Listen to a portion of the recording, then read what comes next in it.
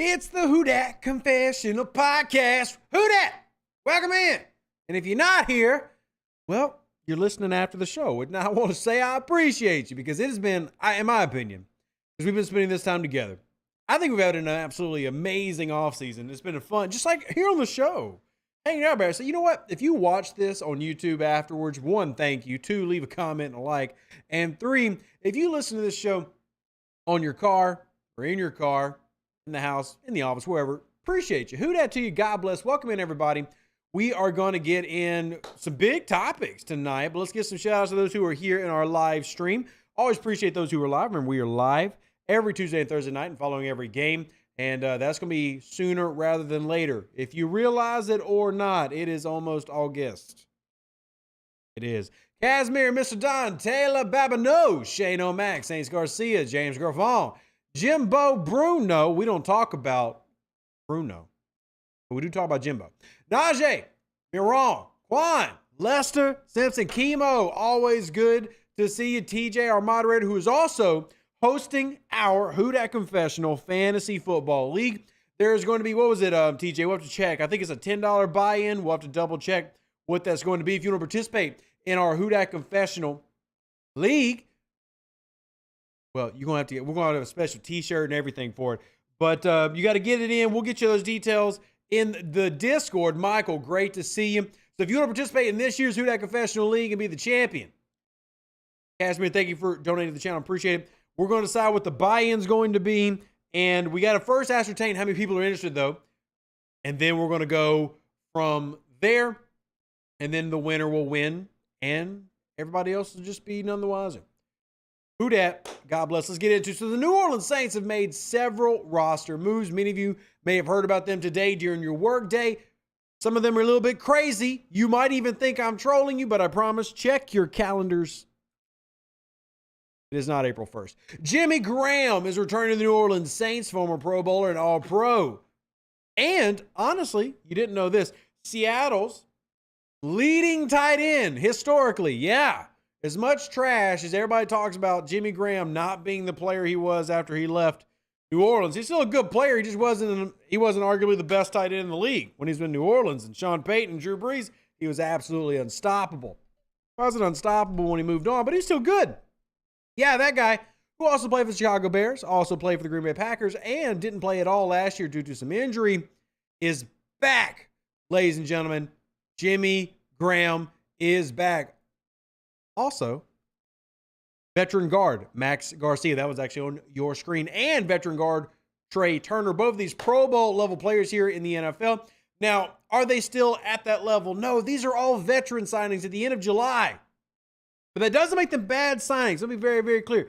These are not bad signings. Actually, these are very good signings for the team. I think that these are going to bring some stability. They bring some veteran presence. And I'm excited about these. I don't necessarily think any of these even stick. As in, I can't say that Jimmy Graham is on this team in the middle of the season. I really can't.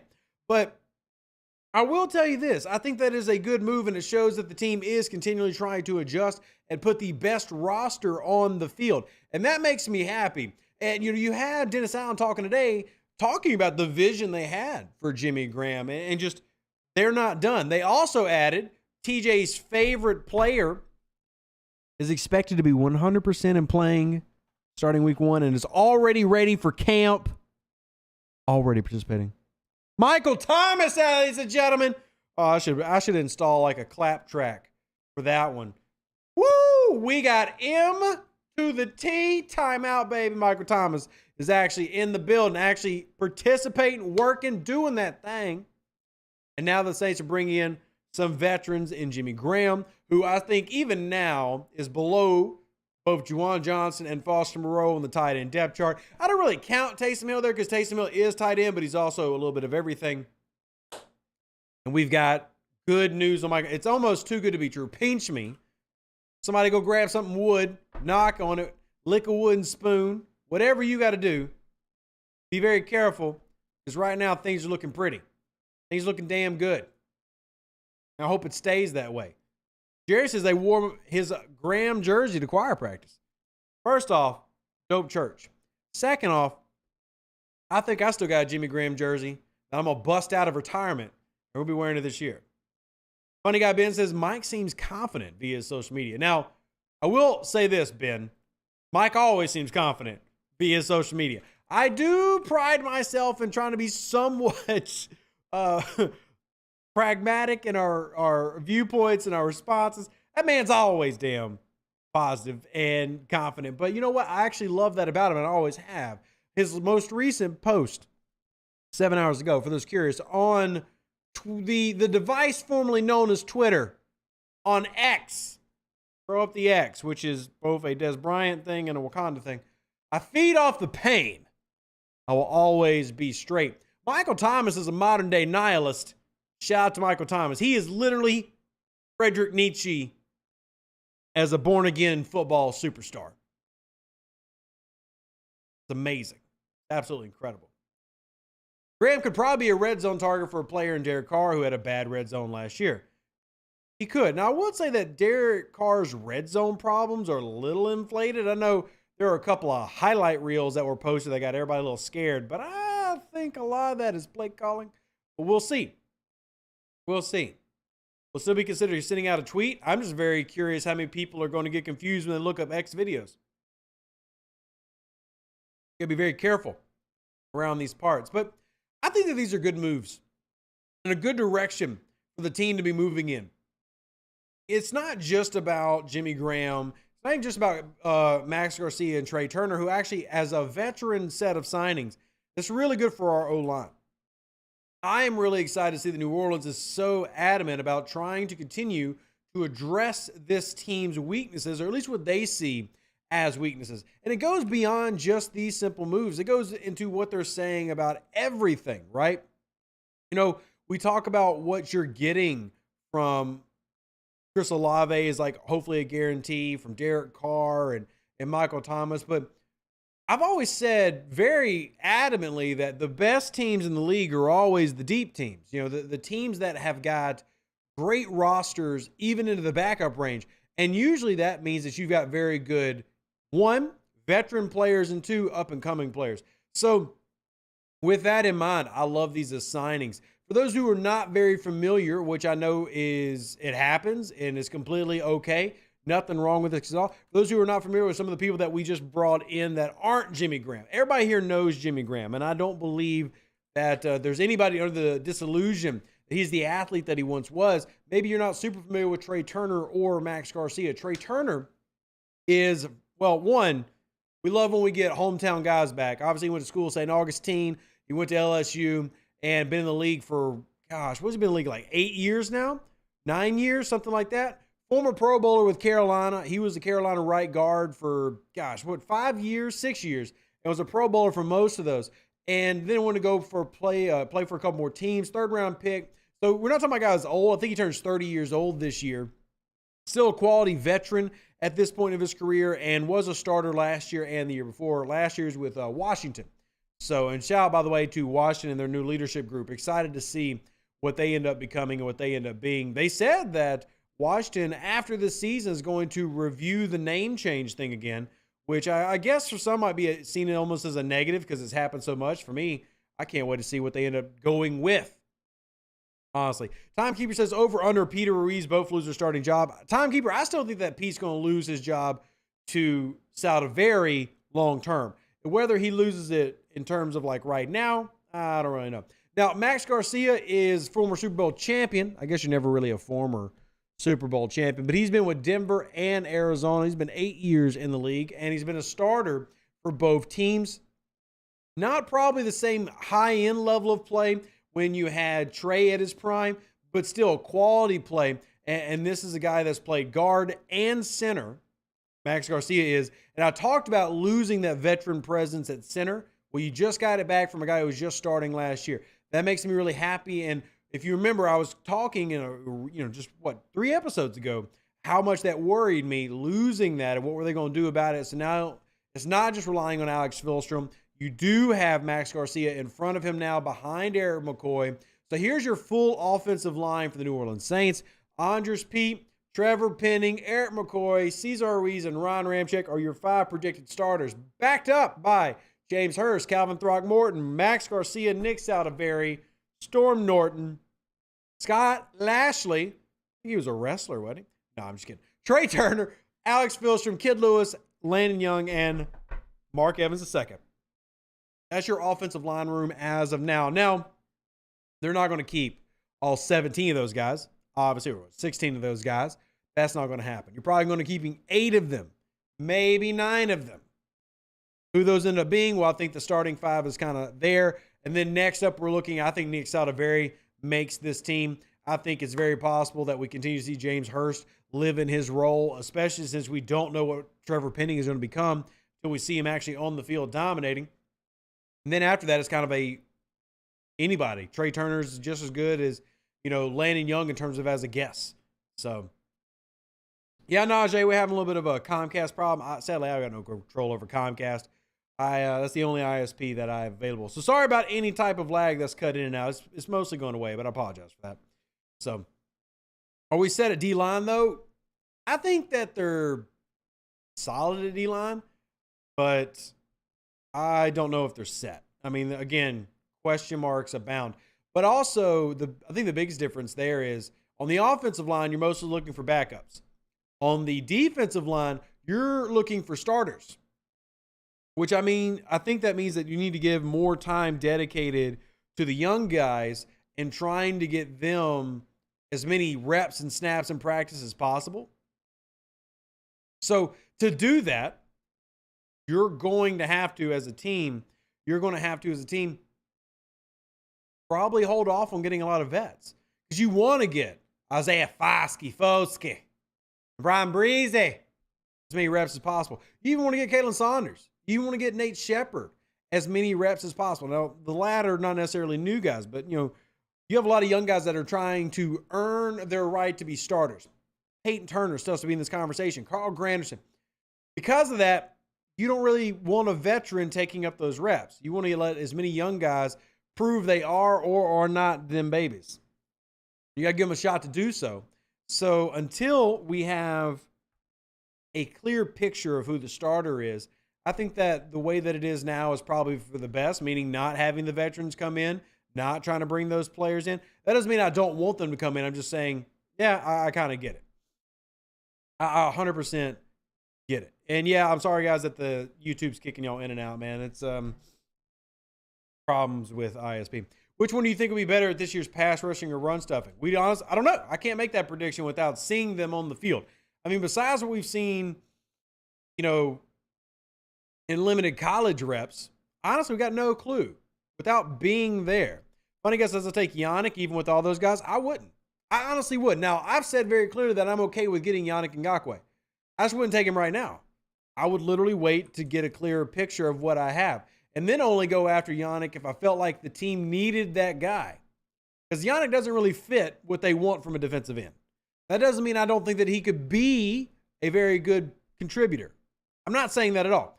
But New Orleans wants a big body, 6'3 to 6'5", wingspan, big body in terms of weight as well, 275, 280. They want a big, stout player on the end of that line of scrimmage. Yannick Ngakoue is not that style player. Does that mean that Yannick Ngakoue could not be successful here? That's not saying that at all. That's not what they're looking for.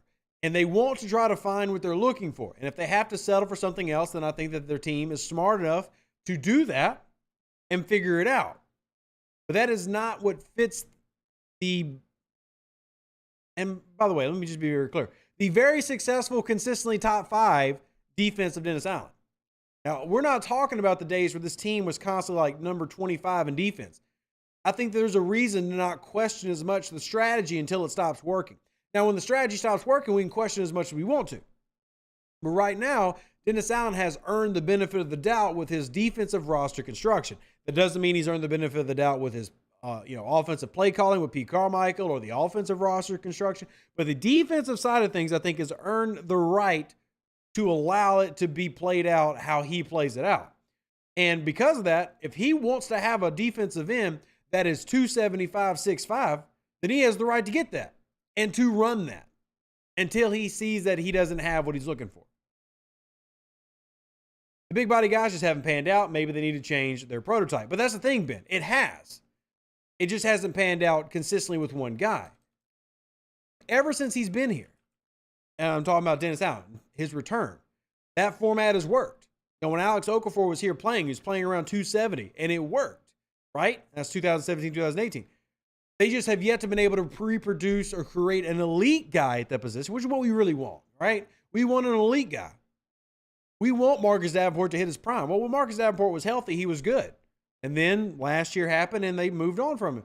But most of his career, he flashed greatness consistently, but keyword flashed. I mean, the method obviously works because the team is continually a top 5 unit. You can't control injuries as a coach.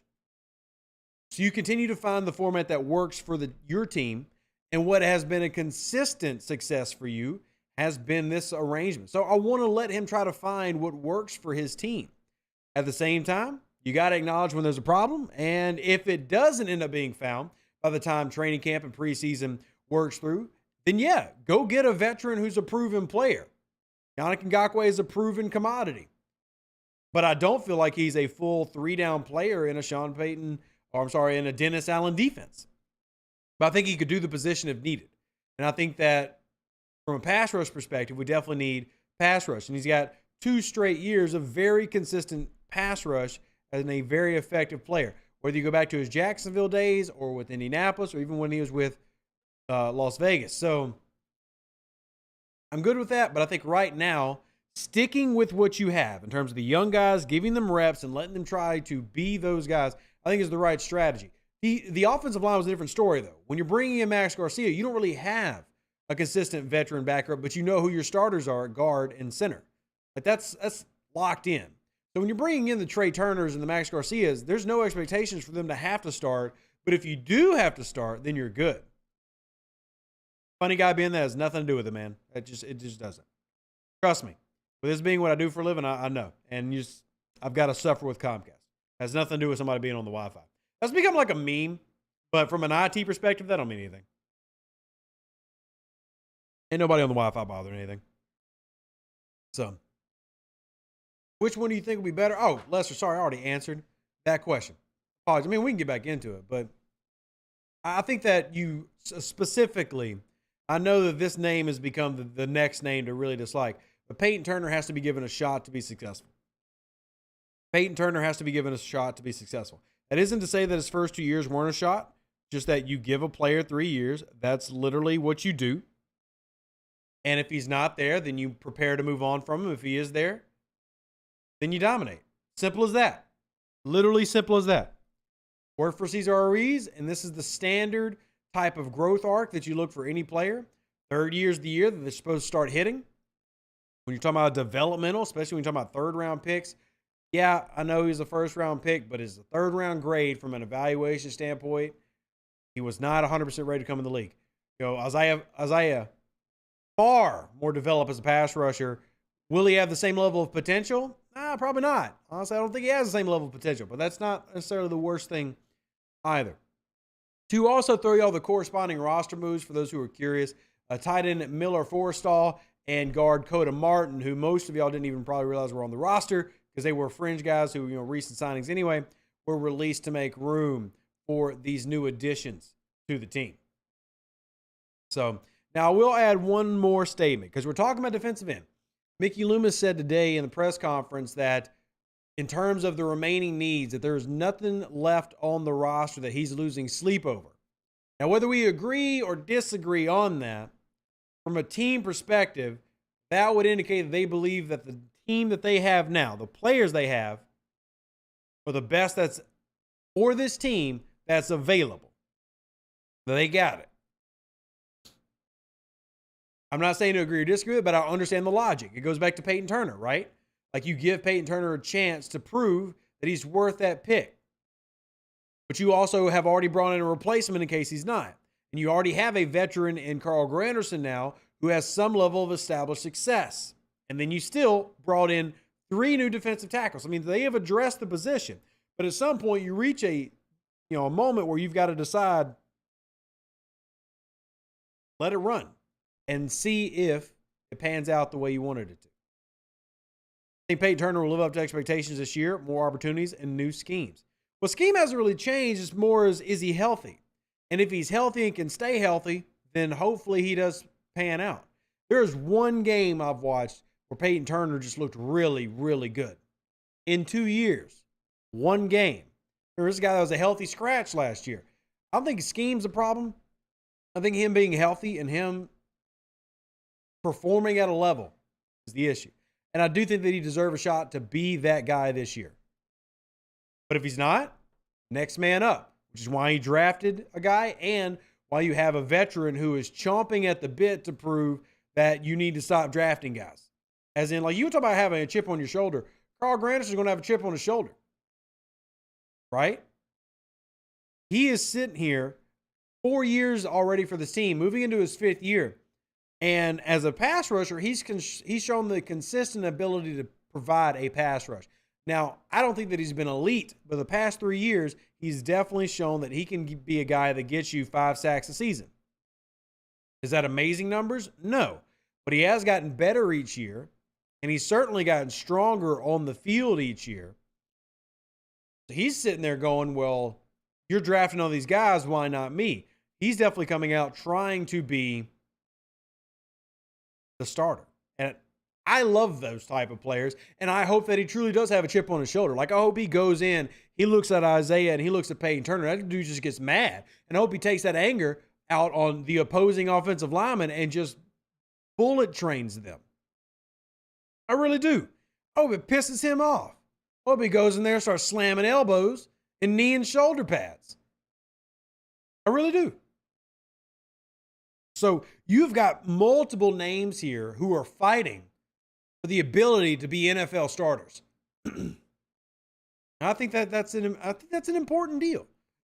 But again, you've only got so many snaps, so many spots. Do I think that the Saints should bring in Shelby Harris? Same thing I just said 10 minutes ago. No, I don't. No, I don't. I don't think so.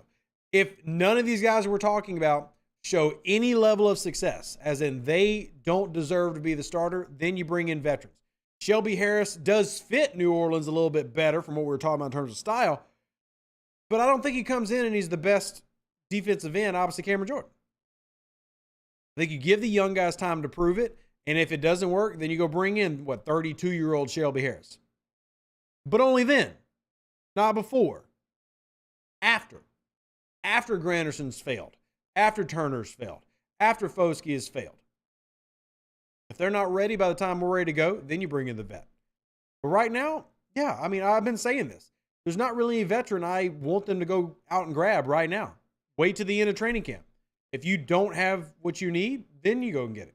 Who dat, Ben? Good to see you. Good to see you. I know Jimmy's not going to be productive as he was 10 years ago, but I'm happy he's back. Same, Pops. I really don't have any expectations for Jimmy Graham.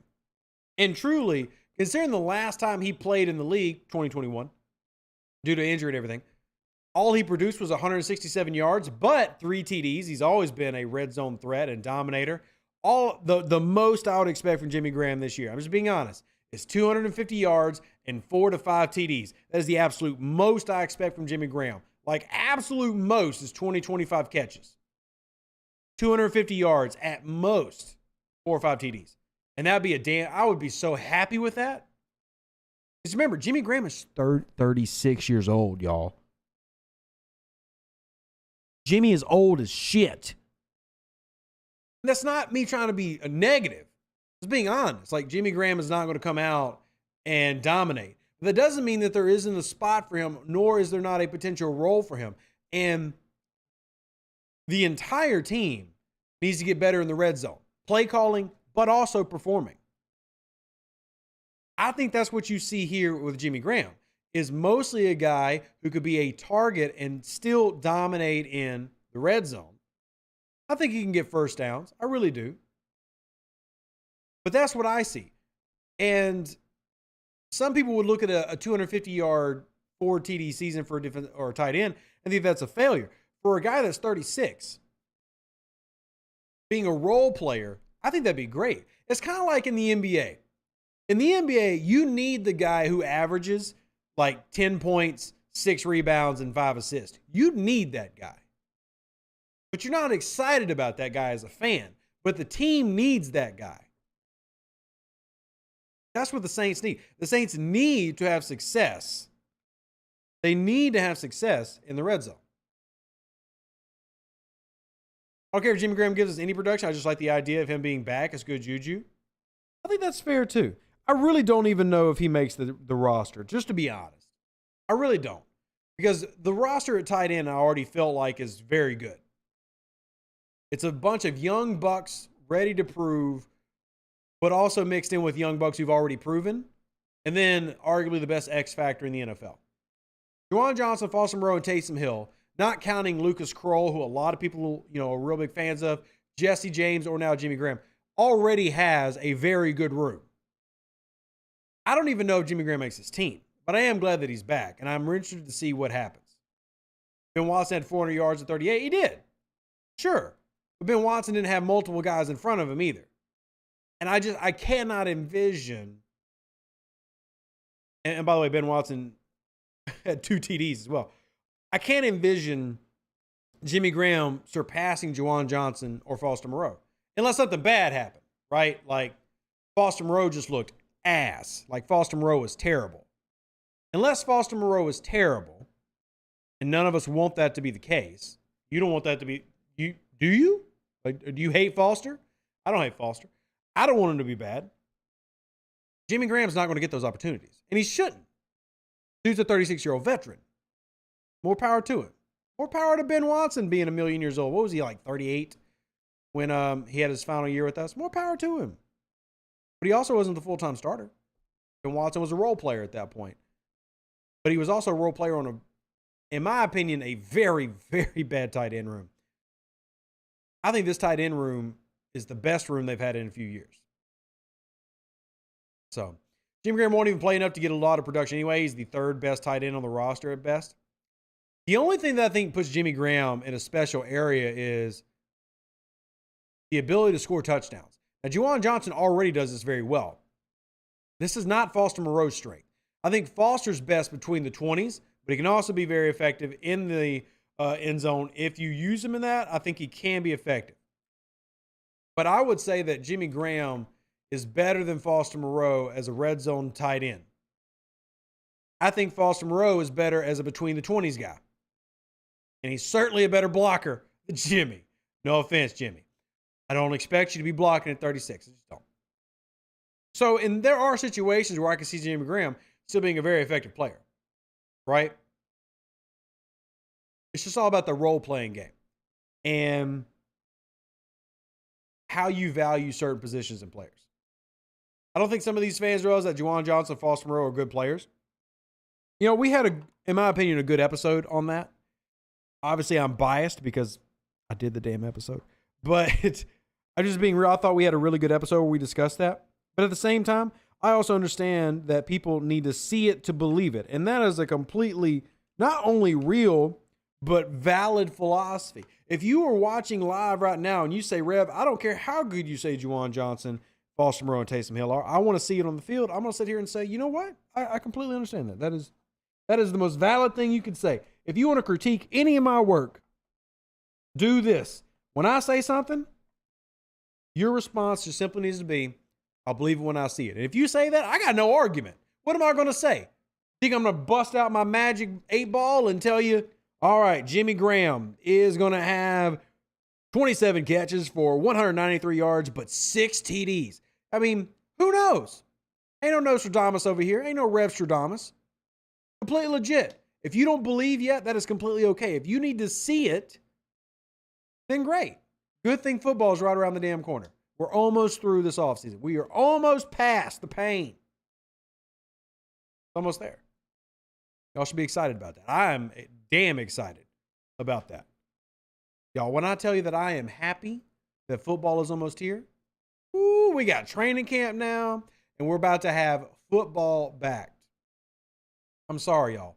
It is literally right. It's right there. It is right here, y'all.